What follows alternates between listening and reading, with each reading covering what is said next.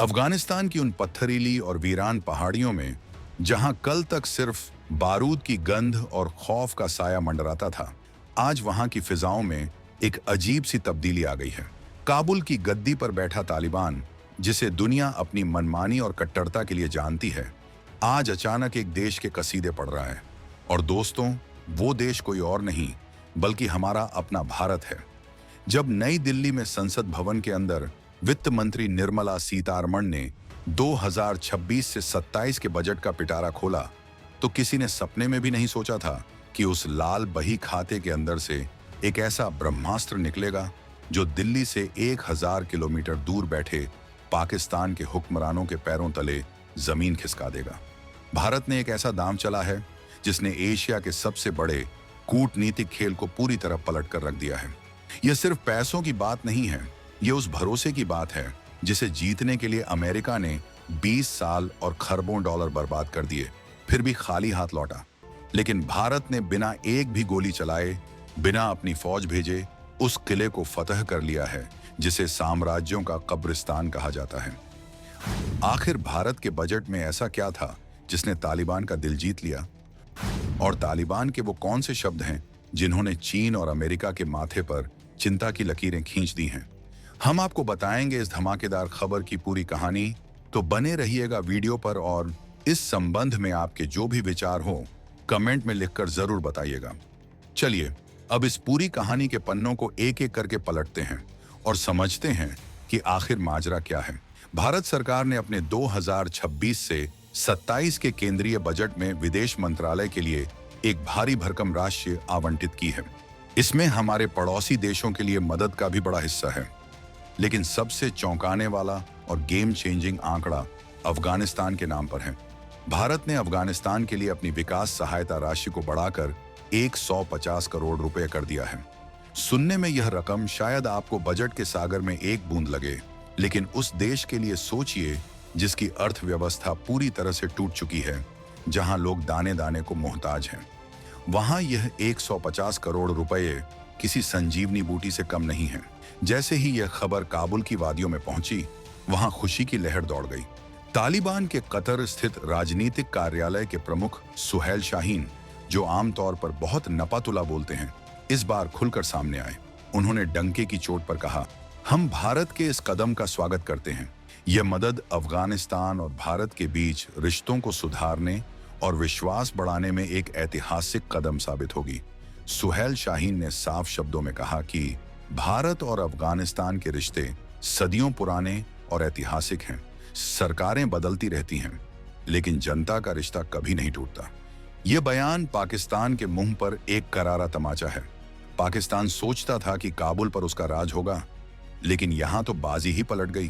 तालिबान ने साबित कर दिया है कि वो पाकिस्तान की कठपुतली नहीं, बल्कि भारत का दोस्त बनना पसंद करेगा। अब जरा सरहद पार पाकिस्तान का हाल देखिए। पाकिस्तान खुद इस वक्त दुनिया के सामने कटोरा लेकर खड़ा है। उसकी अपनी हालत इतनी पतली है कि वो अपने ही लोगों को रोटी नहीं खिला पा रहा, तो अफगानिस्तान को क्या खाक देगा। पाकिस्तान की रणनीति हमेशा से अशांति फैलाने की रही है। वो चाहता था कि अफगानिस्तान हमेशा कमजोर रहे ताकि वो उस पर अपनी हुकूमत चला सके। लेकिन जब तालिबान देखता है कि उसका एक पड़ोसी पाकिस्तान उसे सिर्फ बॉर्डर पर झड़पें, रिफ्यूजी संकट और धोखा दे रहा है, और दूसरा पड़ोसी भारत उसे अस्पताल, स्कूल, बिजली के बांध और गेहूं की बोरियां भेज रहा है, तो फर्क साफ नजर आता है। यही वजह है कि तालिबान ने पाकिस्तान को दरकिनार कर भारत की तारीफों के पुल बांध दिए हैं। उधर चीन की चिंता भी कम नहीं है। चीन चाहता था कि अफगानिस्तान की बेशकीमती खदानों, खासकर लिथियम और कॉपर पर उसका कब्जा हो जाए। इसके लिए उसने belt and road initiative BRI का लालच भी दिया। लेकिन तालिबान ने देखा है कि कैसे चीन ने श्रीलंका और पाकिस्तान को कर्ज के जाल में फंसाकर बर्बाद कर दिया है। चीन की दोस्ती का मतलब है कर्ज की गुलामी। इसलिए तालिबान को भारत की मदद ज्यादा सुरक्षित और सम्मानजनक लगती है। भारत कोई जमीन नहीं हड़पता, भारत कोई गुप्त एजेंडा नहीं चलाता, और न ही भारत किसी देश को कर्ज के बोझ तले दबाता है। भारत सिर्फ और सिर्फ इंसानियत के नाते मदद करता है। भारत की यह सॉफ्ट पावर चीन की अरबों डॉलर की हार्ड पावर पर भारी पड़ रही है।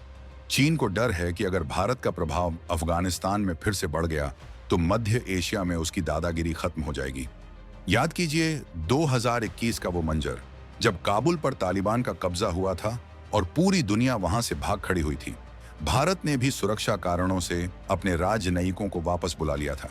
उस वक्त पाकिस्तान और चीन के मीडिया में जश्न मनाया जा रहा था कि देखो, भारत का खेल अफगानिस्तान से खत्म हो गया। लेकिन वो भूल गए थे कि भारत की कूटनीति लॉन्ग गेम खेलती है। हम हड़बड़ी में फैसले नहीं लेते। भारत ने भले ही अपने लोग हटा लिए थे, लेकिन उसने अफगानिस्तान की आम जनता का साथ कभी नहीं छोड़ा। जब वहां भूकंप आया तो दुनिया देखती रह गई, लेकिन भारत सबसे पहले मदद लेकर पहुंचा। जब वहां अकाल जैसी स्थिति बनी तो भारत ने हजारों टन गेहूं वाघा बॉर्डर के जरिए भेजा, उसी पाकिस्तान के रास्ते से जो रोड़े अटका रहा था।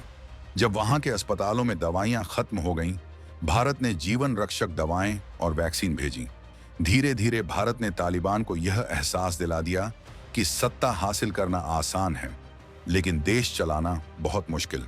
और देश चलाने के लिए उन्हें बंदूक और गोली नहीं, बल्कि विकास और अनाज चाहिए, जो सिर्फ और सिर्फ भारत दे सकता है।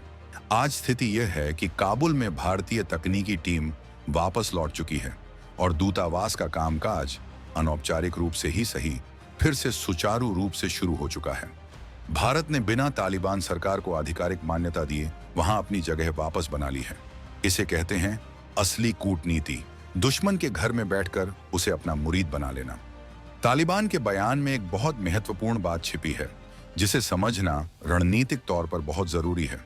सुहेल शाहीन ने सिर्फ धन्यवाद नहीं कहा, बल्कि भारत से एक बहुत बड़ी अपील भी की है। उन्होंने कहा है कि भारत को चाहिए कि वो अफगानिस्तान में अपने अधूरे प्रोजेक्ट्स को फिर से शुरू करे। इसमें सबसे अहम है चाबहार पोर्ट।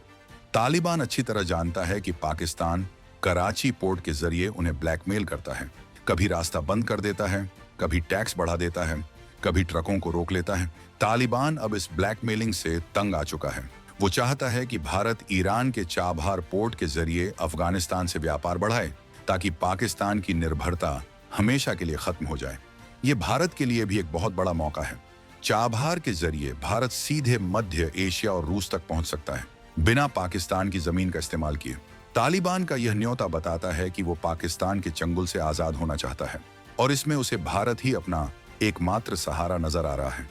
इसके अलावा तालिबान ने भारत से यह भी कहा है कि वो काबुल में अधूरे पड़े संसद भवन, सलमा डैम, जिसे मैत्री बांध भी कहते हैं, और अन्य सड़कों के काम को पूरा करे।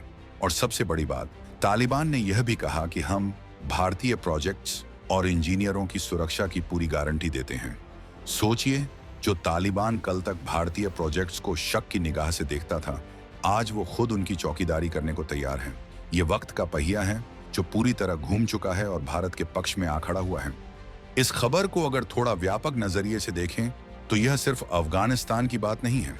यह 2026 के भारत की बदलती हुई और आक्रामक विदेश नीति का हिस्सा है। बजट में भारत ने अपने पड़ोसी देशों के लिए दिल खोलकर मदद दी है। भूटान को सबसे ज्यादा 2,288 करोड़ रुपए, नेपाल को 800 करोड़ रुपए, श्रीलंका को 400 करोड़ रुपए और मालदीव को 300 करोड़ रुपए आवंटित किए गए हैं। लेकिन ध्यान देने वाली बात यह है कि बांग्लादेश, जिसने हाल ही में भारत विरोधी तेवर दिखाए थे और जहां राजनीतिक अस्थिरता रही है, उसकी मदद राशि को घटा दिया गया है। यह भारत का स्पष्ट और कड़ा संदेश है, जो हमारे साथ खड़ा रहेगा, हम उसके साथ चट्टान की तरह खड़े रहेंगे। जो हमें आंखें दिखाएगा, हम उसे आईना दिखा देंगे। अफगानिस्तान को दी गई बढ़ी हुई मदद इसी रणनीति का हिस्सा है। भारत जानता है कि अफगानिस्तान एक बफर स्टेट है। अगर वहां शांति रहेगी तो उसका सीधा असर कश्मीर और भारत की आंतरिक सुरक्षा पर पड़ेगा। अगर वहां पाकिस्तान का प्रभाव बढ़ेगा तो भारत के लिए सुरक्षा खतरा पैदा हो सकता है। इसलिए 150 करोड़ रुपए खर्च करके भारत असल में अपनी सीमाओं की सुरक्षा कर रहा है। यह कोई दान नहीं है, यह भारत की सुरक्षा में किया गया सबसे बड़ा और सबसे समझदारी भरा निवेश है। भारत ने यह सुनिश्चित कर दिया है कि काबुल की चाबी अब रावलपिंडी, पाकिस्तान आर्मी हेडक्वार्टर के पास नहीं, बल्कि काफी हद तक नई दिल्ली के भरोसे पर टिकी है। पूरे घटनाक्रम में सबसे बड़ा हारने वाला अगर कोई है तो वो हमारा पड़ोसी पाकिस्तान है। पाकिस्तान ने पिछले 40 सालों से एक गंदा डबल गेम खेला। एक तरफ अमेरिका से डॉलर लिए कि हम आतंकवाद से लड़ रहे हैं और दूसरी तरफ तालिबान को पाला कि ये भारत के खिलाफ काम आएंगे। उसे लगा था कि तालिबान हमेशा उसका एहसानमंद रहेगा और भारत को वहां से खदेड़ देगा। इसे वो अपनी स्ट्रेटेजिक डेप्थ कहता था। लेकिन आज 2026 में पाकिस्तान का यह सपना एक भयानक बुरे सपने में बदल चुका है। तालिबान ने पाकिस्तान को धोखा नहीं बल्कि हकीकत दिखाई है। ड्यूरंड लाइन को लेकर पाकिस्तान और तालिबान के बीच जबरदस्त झगड़ा चल रहा है।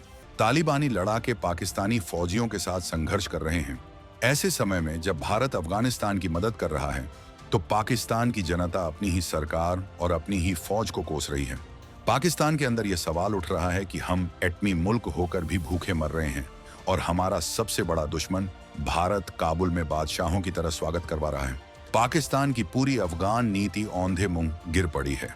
अब पाकिस्तान के पास न तो अमेरिका का साथ है, न तालिबान का भरोसा और न ही अपनी जनता का समर्थन। वो पूरी तरह दुनिया में अलग थलग पड़ चुका है। उसके पास अब सिर्फ अफसोस करने के अलावा कुछ नहीं बचा है। तालिबान की यह तारीफ दुनिया के मंच पर भारत की छवि को और मजबूत करती है। अमेरिका, रूस, यूरोप और खाड़ी देश सब देख रहे हैं कि भारत कैसे एक ऐसे देश के साथ भी रचनात्मक रिश्ते बना सकता है जिसे पूरी दुनिया ने अछूत मान लिया था। यह भारत की स्ट्रेटेजिक ऑटोनॉमी का बेहतरीन उदाहरण है। हम दुनिया के नियमों से नहीं चलते, हम अपने नियम खुद बनाते हैं। जब दुनिया तालिबान से बात करने से कतरा रही थी तब भारत ने वहां इंसानियत के नाते गेहूं भेजा। आज उसी का नतीजा है कि तालिबान भारत की बात सुन रहा है। आने वाले दिनों में अगर अफगानिस्तान में कोई बड़ी शांति वार्ता होती है या वहां कोई नई सरकार का गठन होता है तो भारत उसमें एक मुख्य भूमिका निभाएगा। हम वहां सिर्फ दर्शक नहीं बल्कि खिलाड़ी बनकर उभरे हैं।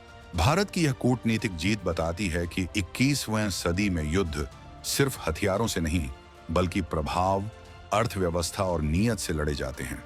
भारत ने अपनी जगह बना ली है और अब उसे वहां से हिलाना किसी के बस की बात नहीं है।